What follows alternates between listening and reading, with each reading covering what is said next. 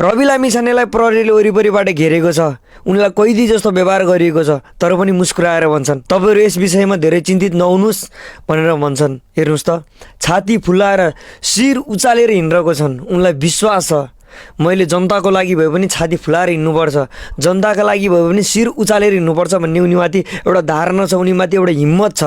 मैले छाती फुलाएर हिँडे पनि जनताको अगाडि सुहाउँछु, म जनताको अगाडि छाती फुलाएर हिँड्नलाई चाहिँ म योग्य छु, म योग्य व्यक्ति हुँ, जनताको अगाडि छाती फुलाएर र शिर उचालेर हिँड्नका लागि म योग्य व्यक्ति हुँ भनेर चाहिँ उनले विश्वास राखेका छन्।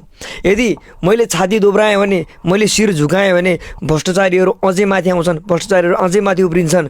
तिनीहरूको दबाउनको लागि पनि मैले छाती फुलाएर जनतालाई देखाउनुपर्छ कि ममाथि अझै हिम्मत छ, ममाथि आशा छ र जनताले ममाथि भरोसा गरेको कुरा मैले प्रमाणित गर्नुपर्छ भन्ने कुरा चाहिँ रवि लामिछानेमाथि छ।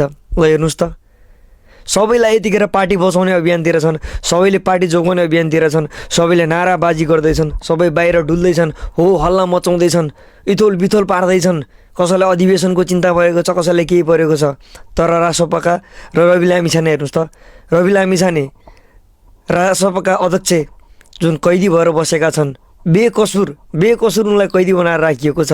आम जनताका पैसा खाएर पनि जनताले पैसा खाएको हो भन्दा पनि खुले आम नाचिरहेका छन् अरू कैदीहरू भने उनी जस्ट आरोप, फसाउने आरोप, जो कि सहकारीका मान्छेहरूले नै भन्दैछन् हामीलाई झुटा आश्वासन दिएर चाहिँ हाम्रो सिग्नेचर गराएर लगिएको छ। तर पनि उनीमाथि छानबिन चलिरहेको छ। खै पुरानो सरकार पनि रवि लामिछानेदेखि डराएकै हो, अहिलेको सरकार पनि डराएको हो कि के हो?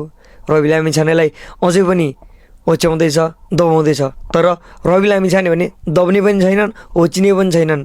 जति उसलाई दबाउन खोज्छौ ऊ त्यो उफ्रेर आउनेछ, जति उसको शिर झुकाउन खोज्छौ ऊ शिर माथि गरेर आउनेछ, जति उसको छातीलाई दबाउन खोज्छौ ऊ अझै